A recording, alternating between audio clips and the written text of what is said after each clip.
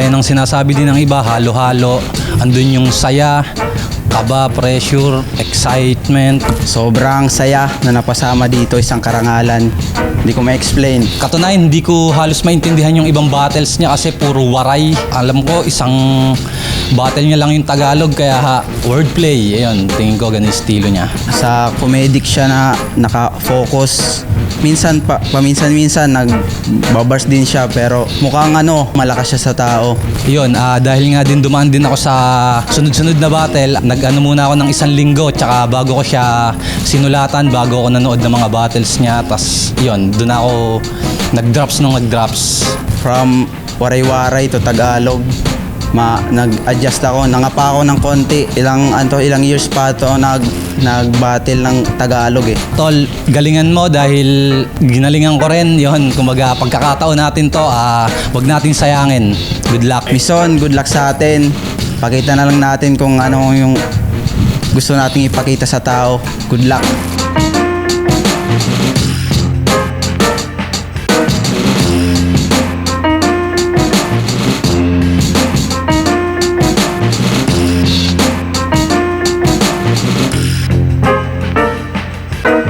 Flip Top Great Assault 17, nandito pa rin, Match Point Sports Bar, SM Cherry, Shaw Boulevard, Mandaluyong City, para itong laban ng gabi. Shoutout sa lahat ng mga kasama natin dito at mga represent collab. Flip Top magigay para sa parating nating laban. Shoutouts High Minds, shoutouts Real Jokes Clothing, shoutouts Crown Manila, Flip Top Beer, tikman nyo yan. Shoutouts din sa lahat ng mga ibang represent collab natin, Unhinged, 7-4, Ulap, shoutouts Doc Panda, kasama natin, bumiyahe din mula Iloilo para sa event natin ngayon. At syempre sa lahat ng MCs din na bumiyahe na napakalayo para sa ating Langit Lupa Tournament, 16 na liga sa buong Pilipinas para Olympics ng Underground Rap Battle Leagues. Sa kanan ko, Bara Bara Rap Battle League, represent para sa inyo mula Malolos, Bulacan pa, mag-ihay tayo lahat para kay Mison.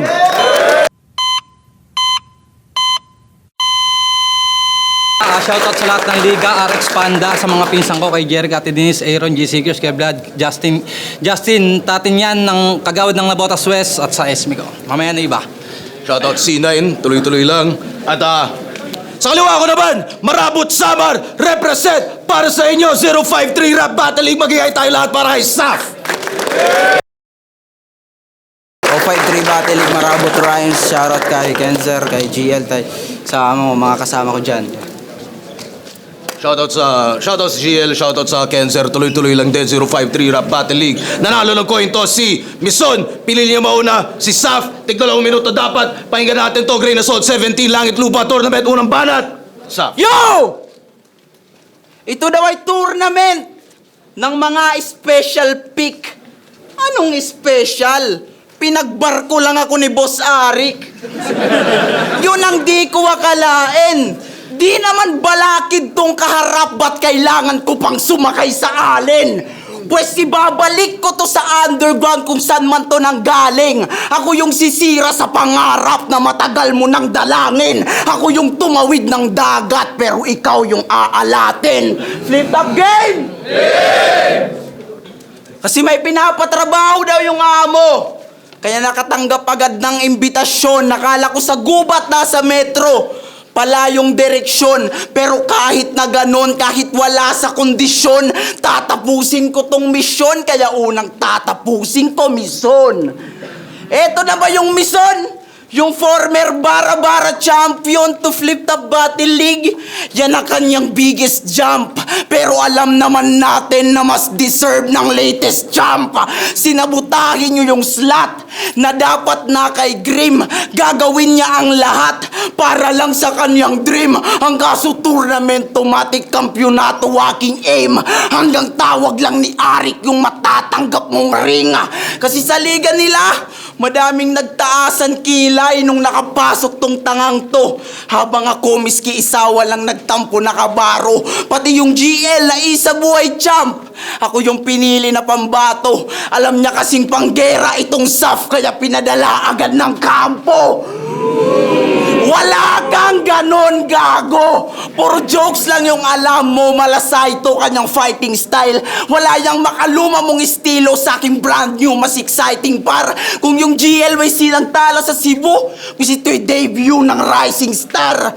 Kaya sabihan nyo man akong feelingero, hindi to yung aking inaasahan. Mga sikat yung gusto kong kaduelo, yung magagaling na sa larangan. Hindi yung panay pasikat dito, wag kang feeling may pangalan. Parang bumatil lang ng alter ego, hindi kilalang kalaban. Kasi sablay kayo ng desisyon, ba't sa flip top pa to umabot? Alam nyo nang may miss na sa mission, dapat hindi yan nakapasok. Kasi check nyo mga battles niya, ni wala ngang tumatak na linya, walang special sa'yo parts. Yung jokes hindi na nga mabenta, sobrang hina pa sa technical na part. Naturingang representative ng bara-bara, kung walang may representang malakas na bars. Kaya, kasi magiging komedyante niya, ay parang vice ganda. Tawanan ng madla lang yung habol. Pero kung usapang technical at punches, mali ka nang nakabanggatol. Jamie Lennon Jr., Michael Buffer lang yung sample. Kung ikaw it's showtime, ako'y ready for rumble. Pwes pag-harap mo sa akin, tol, ay para kang nag-suicide. Hindi to yung soft na may 44, kasi dala ko'y 45. Kaya kablaw, panoorin nyo kung mag-take over sa amin duel. Naka-onsite siya lang yung sasa loser. Bullseye, tagos sa pupil. Best shooter na rookie, ito'y Concanyubel. Kasi parehong galing ng underground. Kaso maeri to subalit, kaya patay ako magtutumba niyan matik. Kaya patay ako magtutumba niyang matik. Parehong nanggaling ng lupa, pero siya lang mapupunta sa langit. Tay! Yo! Balot boy ka natin! Ang pagpasok ko dito, sa pilitan daw, awit. Kung yan tingin mo, sige, palitan mo si Arik. Game! Game! Banggaan ng mga liga! Yun yung kasundo ang pinatos. Gagawin lahat para manalo't tumagos. Kung sukdulan na tubos, bara-baray papalag kahit suntukan ng mga host. Ano, si Kenser palag kay C9? Biro lang. Gusto lang kitang i-congrats kasi ang magrepresenta ng liga, parehas tayong pinalad. Pero ang maging pantay, hindi ako payag. Kasi kinuha niya ako dahil may bagong ilalatag. Samantalang kinuha ka para may kangipin na si Sayad.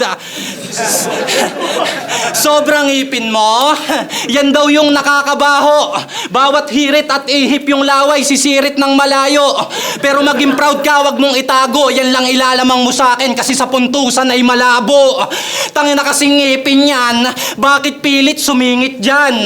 Tignan nyo mamaya pagbanat niya, sumisilip-silip yan. Pambato ng Samar, banuka on cam. Pag live kamot ulo, malasin tiyan.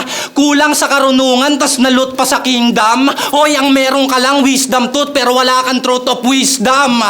Kaya wag kang piling malupit na rapper. Bugo ka rin kagaya nung yung mga handler. Tingin ko sa'yo, cancer na di makontrol yung pagka-hyper. Kaya nakakatawa kang panoorin, parang nag-basketball si Casper. Ganto siya bumana to. Laging agresibo, tipong di magpapaawat. Ayun yung paraan para yung crowd nila mahatak. Huwag mo nang subukan kung ganyan ang iyong balak dahil dito sa amin tawag yan ay nakabatak. Ganun kayo sa 053 Rap Battle League, pues malabong maging harang. Mga MC nyo doon maraming kulang. Mga malalambot, wala pang gulang. Kaya ba't 053 yung liga nyo kung yung mga kalahok wala din bilang? Oo, wala din bilang. Usapang numero, humawa ka ng 45 kung dyan ka comfortable. Kaso na-set up ka sa Pangulo kung nakuha mo na tol. Sa sistema na to, siya yung nagko-control. Kaya kahit may 45 ka, ang mararanasan mo sa 44. Tumawag na ng resback at sabihin yung hinanaing. Alam kong kay Cancer at GL ka laging dumadaing. Pues kahit isama pa si Soro o sinong magaling, ito'y issue na ng SAP kaya wala ding darating. Pag Nagbanggit pa ako ng mga gods. Wasak ka pa nga ako. Ito Denmark at marmol na pinaghalo. Ito Denmark at marmol na pinaghalo. Mula sa 1K na maglalaho hanggang sa maloloko mo yung sponsor pero hindi yung palalalo. Palalalo! Ano ang banat? Papalitan ko daw si boss. Sabi ng tatanga-tanga, kahit hindi ko na yung palitan, alam kong tanggal ka na. Puro tit. Baduy. Yung tit. Temeroy! Round 2 game. Pag-usapan naman natin yung ranya ng tournament ng Bara-Bara. Elim pa lang ay halatang performance niya ay pababa. Kaya nagkalat nung quarters, nung semis, nag-choke ng malala. Ang kaso na nanalo pa rin sa kabila ng kabubuhang nagawa. Pero yung video nila nung finals, yun ang tuluyang nawala. Gusto ko sanang manood kung ano yung style mong pambira. Akala ko tayo lang yung nakurap. Pati files pala nila. Kaya paano kami maniniwalang ikaw yung champion na pangdiinan, na kailangang panggigilan, na kailangang panggigilan, wala namang footage ng palitan. Nakakapagtaka lang, kaibigan. Pero alam nyo bang, isip bata pa tong newbie. Kanyang pagiging supot aking nahuli. Hilig niyang mag-Benten reference. Yun daw kasi yung di marireview ni Looney. Tangin na Benten! Gago ang kulit! Tanong lang, yung ba yung paborito mo na brief? Benten, ulol! Itong mokong lugi yan. Kahit magbebe-Benten ka pa dyan, malabo mokong maonsihan. Ano naman, kung tinalo mo yung crypto, congrats, wala yang angal. Anong feeling na tinalo mo yung pinakawak lamang sa Samar? Pues ibahin mo ko kay Crypto. Malabong magpabuli, Chong. Kung si Crypto yung bagong alien, eto naman yung unicorn. Kasi sabi niya sa kalaban niyang si Hidan, ngayon talo ka na naman kasi binigyan ko na ng flowers tsaka BJ si Sinay na. Binigyan mo ng flowers? Tsaka BJ si C9? Grabe ang galing! Masasabi ko lang sa'yo, tangina badeng! Kaya pala gustong-gusto mo yung sabaw nung magpapares. Sige lang itong gamo. Kung kami ibibigay namin yung best, siya ibibigay BJ para manalo. Tantado!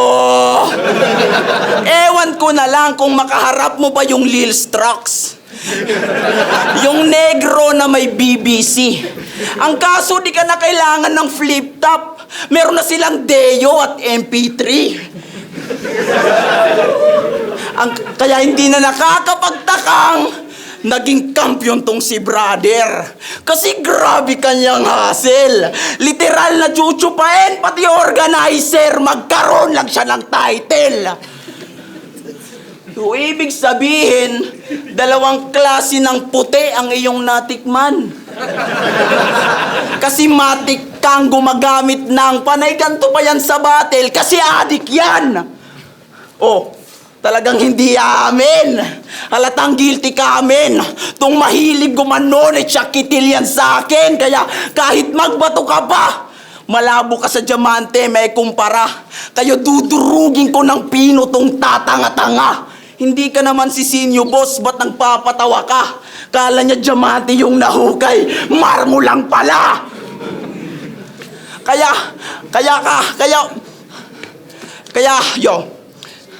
wag ka nang magpanggap. Alam na naming umaano. Parang tukang lang yung ganap. Sakto may palong-palo. Ito'y inkwentro ng parak. Sa nagbabato, walang mamamatay na saf. Hindi tumama sa pano. Bano! Ano ang banat? Pakinggan natin. Yo! Nag-reference pa ng Benten. Akala mo malupit ka, ganon? Oo, ako si Benten dahil maghahalimaw ako ngayon. Tangina mo, ha? Share ko lang, nung nag-chat si Sir Arik, inisip ko agad kung paano magba-viral. Naisip kong laitin tong may utak na mabagal, alipinin at itulak na hindi ka magpa-final kasi natuto ka lang mag-rap nung nagka-internet sa Samar. Di ba? Nagbabad ka lang sa com shop. Halata ko dyan sa pangit ng ngiti mo. Kasi kung hindi ka natutong mag-computer, malamang ay wala ka rito. Nung nagka-computer shop sa kanila, nagsulputan yung mga tanga. May duda at pagtataka. Sobrang mangha niya, oh, iniwan yung pagsasaka. Sarap ng unang beses, no? Nung natuto pang magdota ang kulit, naging bisyong masakit pag nabitin niyan galit. Best pick niya si Pudge porket may ngipin ding lawet. Nakakatakot sa inyo pag sa Dota naghahamunan. Nakakaalangan. Kung dito sa atin trastukan tas banatan, sa kanila pag nagkapikunan nagkukulaman. Tsaka ikaw ang dahilan kung bakit may mabahong headset. Sounds gusto, linis tenga ayaw. Grabe ka pala. Laging pawis aba. Sa tenga mo nilagay pero nag-amoy pa. Di na nahiya. Ay, sorry. Di na nahiya. Itong taong gubat nagbibigo pa. Para makanood, sabi ni J-Back, dapat may 150 ka. Real talk, scammer. Yung paglaban ng pata sa buhay, hindi sinusunod. Iba talaga sa buhay kapag bumubukod. Yung diskarte, sunod-sunod. Nilagyan ng entrance fee para kumita kahit walang nanonood. Ouch. Mga sumusuporta lang sa'yo doon, mga tropa mong mangmang. Ni wala kang ang kantang maipagyabang. Piling sikat, konti lang yung titik mong alam. Hoy, kung gusto mong sumikat, maglabas ka muna ng titi mo sa cam. Hinding-hindi ako magbabayad ng 150 para lang panoorin ka. 150, tas yung araw nyo masisira. Lahat kayo doon mahihina. Sa Manila, so ko na lang ibabayad yon. Total sa inyo, puro ganun din naman yung makikita. Makinig ka sa aking sasabihin. Wala kang mapapala dyan o aanihin. O bakit di mo isipin na kaya lang sila nag-join sa'yo, donate nila yung kasi wala kang kakainin. Bigo pa. Parang mga gago, sila nagbabattle tas bawal siyang matalo. Yung diskarte mo ay nahuli ko na kamo kasi pag wala na sa bigo, ay bigo na manalo. Napakagago, sa personal di mo kayang magpa-hype at mambaon. E di hindi mo na malulusatan yung pagkatalo dahil nasa live ka na ngayon. Balik ba natin, pakinggan natin. Singit ko lang. Kagabi, nagbasa ako ng mga comment. Kamukha ko daw si Sixth Street. Mga gago. Pero wala naman yang kaso. Hindi lang mukha yung magkawangis, pati kung paano maglinis ng trabaho. Round 3 game? Sumali yan ng tournament sa Laglagan. Round 1 pa lang, laglag agad. Tapos sa flip top ka pa lalapag. Kala mo naman ay papalag. Mga sulat mong baduy, hindi yan dito tatalab. Hanggang round 1 ka lang, boy, wala ka nang isasagad. Pero speaking of Laglagan, may ginawang katarantaduhan tong mison. Check nyo sa YT pre. Dinuraan at tinapakan niya yung siomay nung MJC. O si binaboy pati pagkain. Halatang kulang to sa patnubay, kaya yung utak mo manipis. Yung ginawa mo doon kaumay, grabe yung pagmalabis. Pero siya mismo nagpatunay na yung karma'y mabilis. Dinuraan at tinapakan mo na yung siomay, pero ikaw pa rin tong napanis. Kaya saktong foods lang to sa akin. Ubus lahat, walang sasayangin. Ganto yung gutom sa laban. Sa tamang proseso ko binase, ilalabas ng dahan-dahan. Magkaiba tayo ng atake. May pareho lang ng kaganapan. Kasi gagawin muna kitang tae bago ko tapakan. Kasi tuta ka lang din ng tindero. At alam na yan ng iilan. Partner daw sila kung titignan, kaso may bahid ng kasakiman. Kaya mag-ingat ka, C9. Mali ka ng kinampihan. Tung gusto mong kapares, yung utak may kaplastikan. Kaya tong mison, ay tsak nahihingalin. Magpipigil ng hangin, pagkakitil katayin. Walang tigil lapain, ako'y gigil kumain. Itong malapit kay C9 ay bitin yan sa akin. Kasi walang bilang patapon. Undefeated na bara-bara. Pagdating dito ay baon. Kung 5-0 ka doon, tis mapa-5 o ka ngayon. Mali ka nang nakabangga. Kaya tong olaps tupi, sa aking pambungad bungi. Itong laban ay pang warm up, pang unat ko pre.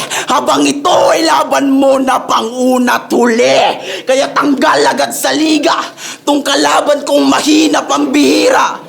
Yung karir niya ay nasira. Anong mission baka Simmons kasi wala naman niyang tira. Walang improvement, mga sulat, pang beginner pa lang. Wala kang lugar sa langit, lupa nasa mid-tier ka lang. Anong ginagawa mo dito? Magagaling lang nakukuha. Kaya alis magkusa. Akala ko puro leon yung narating kong kota. Di porket laro ay langit lupa may kasaling pusa. Kaso impyerno tong iyong napasukan. Hindi man lang nag-hesitate. Kaya lang no siyang katauhan. Sa init ko ay nakarelate. Kaya abo nang naabutan sa apoy kong na-create. Wala nang langit lupa na hantungan. Pagkatawan mo'y na-cremate.